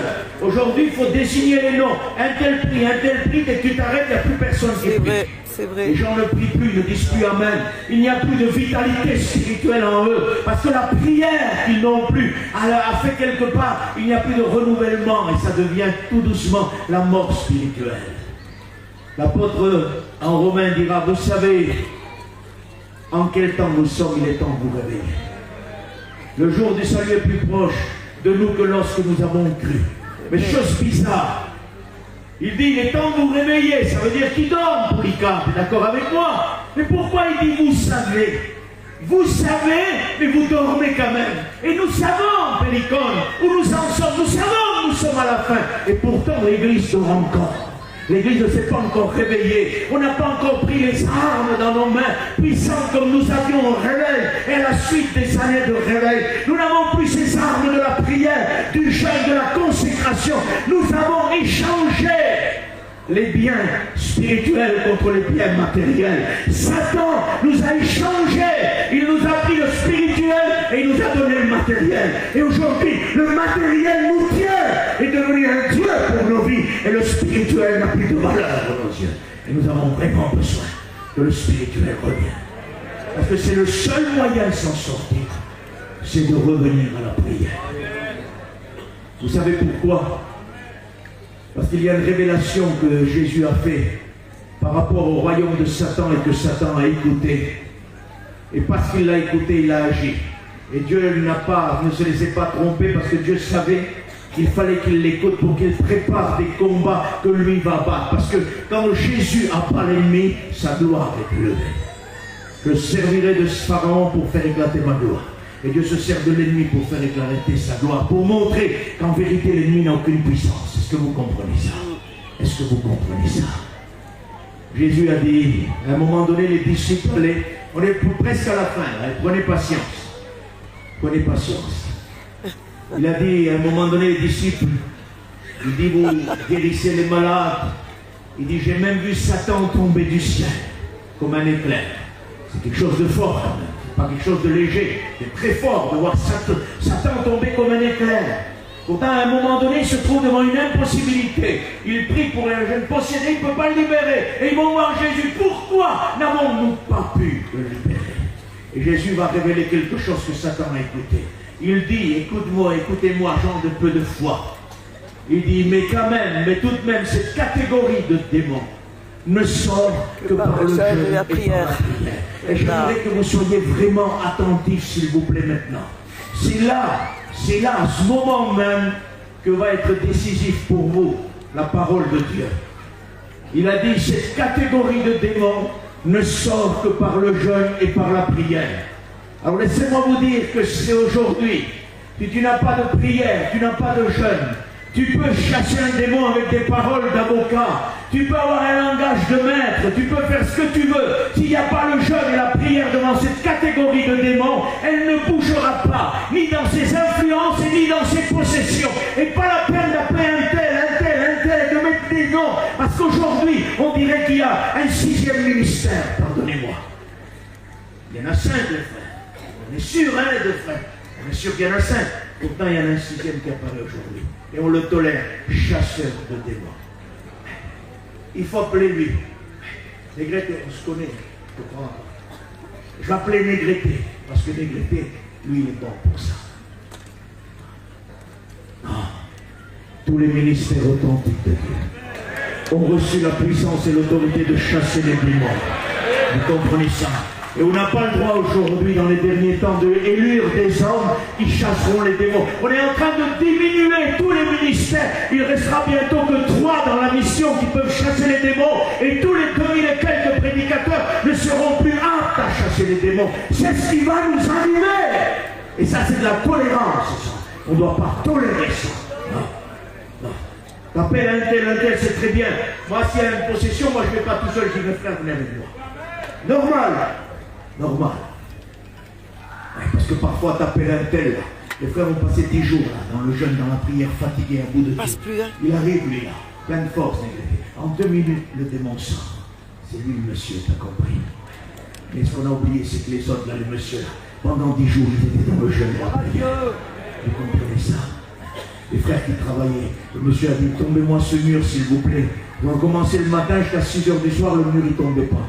Donc Dieu revient et dit, vous êtes des incapables, vous n'avez pas pu tomber le mur, donnez-moi la masse. Il donne un coup, Josué, le mur tombe. Il avait oublié que depuis le matin, il tape dedans. Tel coup décisif. Et parfois c'est ça. Quand tu appelles un tel là, il arrive plein de force, les autres sont fatigués, il chasse en 5 minutes, 10 minutes, c'est libéré, puis là on l'élu comme celui qui chasse les démons. Ou comme celui qui guérit les malades. Attention, hein, Dieu nous a donné des ministères authentiques qui guérissent les malades, qui chassent les démons, mais ne faisons pas de ceux qui ont reçu le don de guérison des guérisseurs, et pas des guérisseurs. Le ministère, les dons, écoutez, je vous dis ça, puis on va aller à la fin, je vous le promets. Les dons qu'on reçoit ne doivent jamais minimiser la parole de Dieu. Si quelqu'un vient me rechercher mes frères pour le don que j'ai reçu, pardonnez-moi, je suis pour le bien de la guérison, moi je veux que les gens se guérissent. Imaginez-vous que j'ai le don de guérison, et que vous veniez me voir pour le don de guérison, et que la parole de Dieu ne vous intéresse pas. Je m'arrête d'exercer le don, pardonnez-moi. Parce que la parole serait diminuée. Et la parole, c'est à elle la gloire, la puissance, la richesse et l'autorité au siècle des siècles. Ne nous trompons pas. Cette catégorie de démons-là ne sort que par le jeûne et par la prière. Ça veut dire que ces démons-là font être au jeûne et à la prière. Dans leur influence, mon frère, ma soeur, un chrétien n'est pas possédé. Parce qu'un chrétien est rempli du Saint-Esprit. Et puis arrêtons, faisons attention aussi à ceux qui décèdent dans les chrétiens des démons. Attention, c'est dangereux ça. Attention, faisons pas n'importe quoi. L'église de Jésus est remplie du Saint-Esprit. Il n'y a pas de place pour quelqu'un d'autre que Jésus dans l'église de Dieu. J'aimerais te dire quelque chose, mon frère, ma soeur, si tu n'as pas de jeûne de prière, s'il y a un démon de cette catégorie qui vient attaquer ton foyer, dans l'influence, sans possession, si tu n'as pas de jeûne de prière, tu ne pourras pas chasser ton influence. Il demeurera là, il ne bougera pas et tu ne feras pas bouger. Serviteur de Dieu, si vous n'avez pas de jeûne et de prière, ne vous amusez pas à chasser un démon de cette catégorie-là. Vous partirez vite comme les fils de Séba. Rapidement, il aurait raison de vous.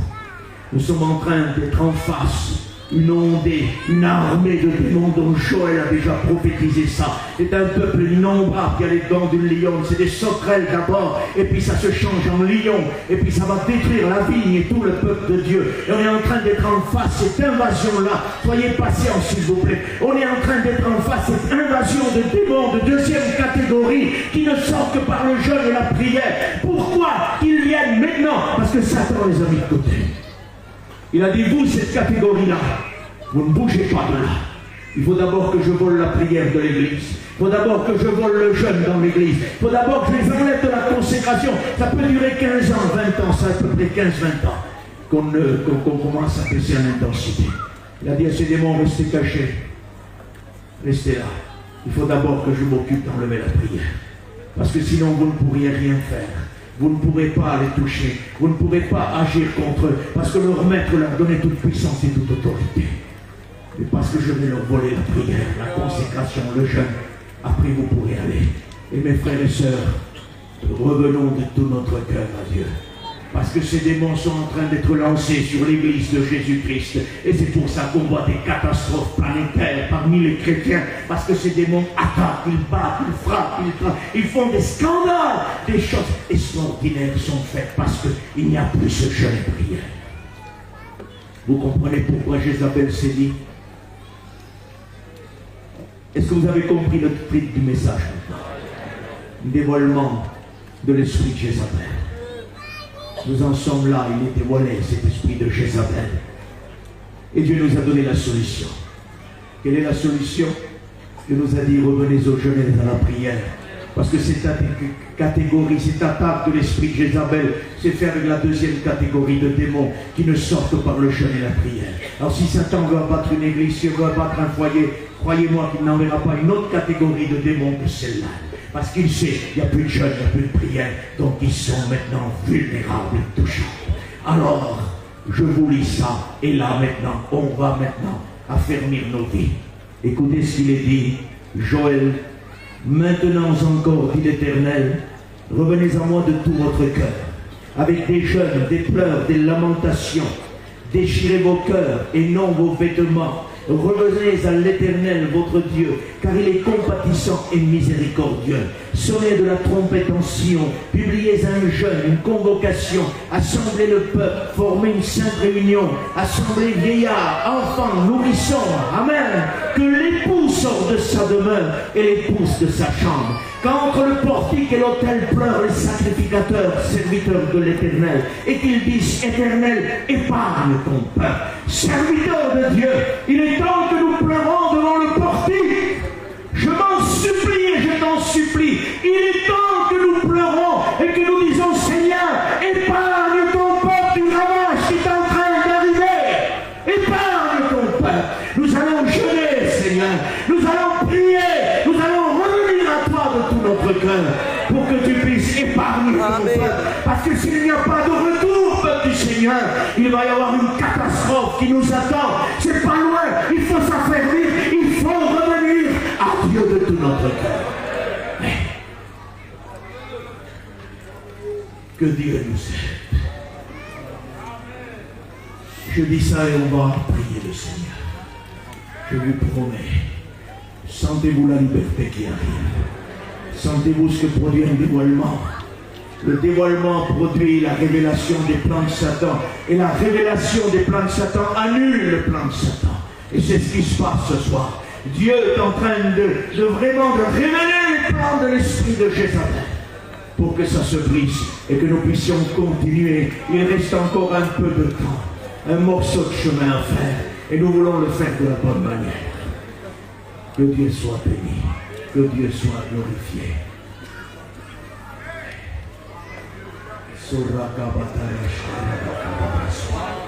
Amen. Gloria a Dios. Sois loué, béni, glorifié. Gloria a Barastia. Sorogodoro Shera Kabasia. Ormenzaria Kabatarash. Gloria a Dios. Voulez-vous être vainqueur ce soir? Gracias, Señor, por este cielo.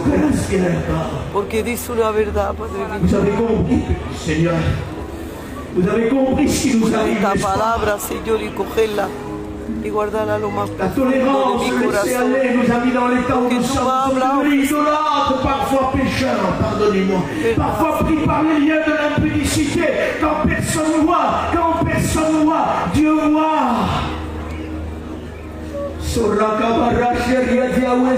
Amén. A tu nombre. Aleluya.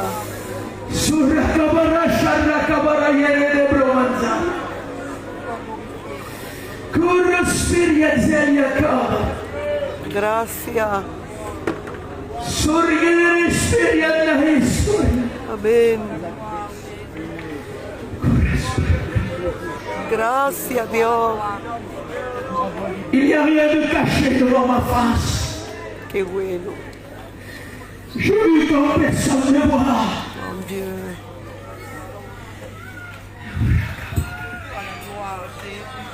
Je ne supporte plus tes agissements.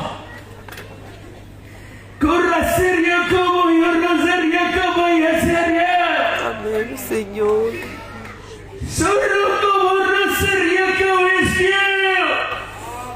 Gloria a Dios. Ce que tu vis dans les ténèbres, je ne le supporte plus.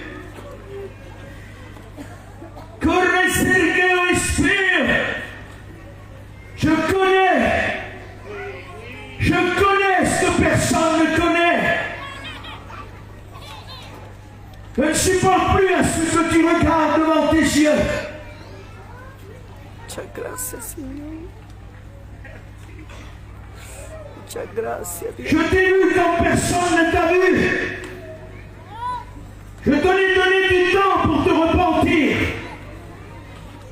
Saisis ce soir. Libère-toi. Libère-toi de ces esprits qui te tiennent dans la souillure. Sors de cet état-là.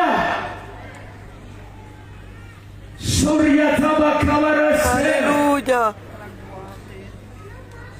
Jesus, Qué bueno, Señor.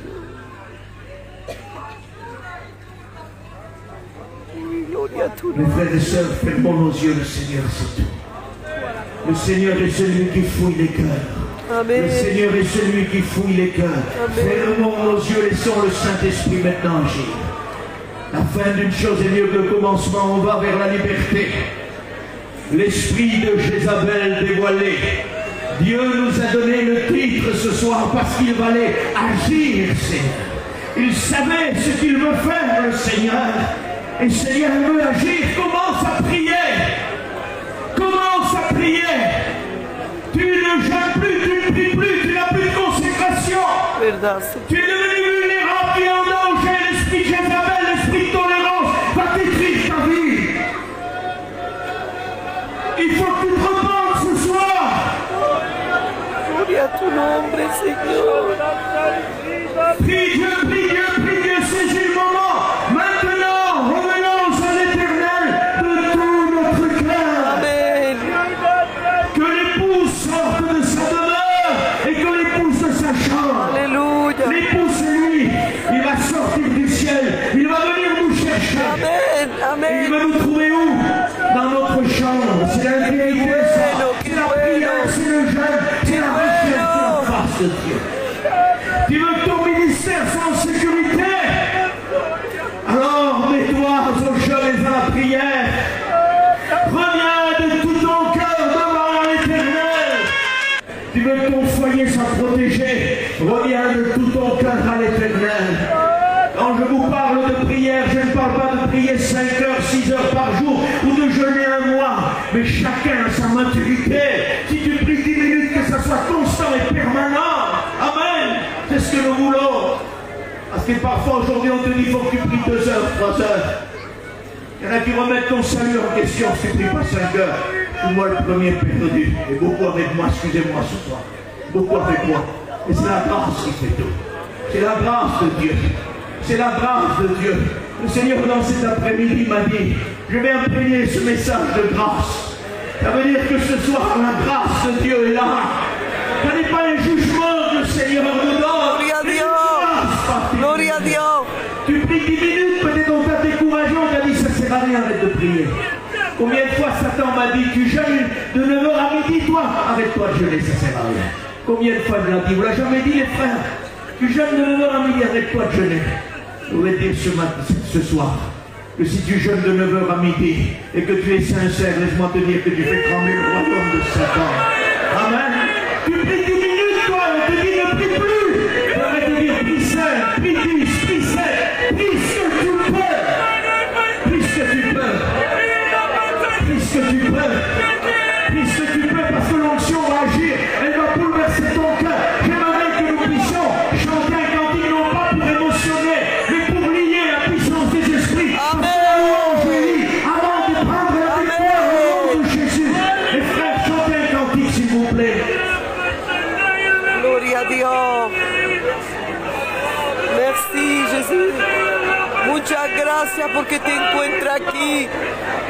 Bendícenos, Padre mío. Gracias. Tú sabes hablar. Merci, Fermez nos yeux, s'il vous plaît, ce soir. merci, Jésus. Ne partez pas, s'il vous plaît, restez là. S'il vous plaît, ne partez pas. Ça dépend de votre... Que Dieu vous bénisse. J'ai plus de batterie.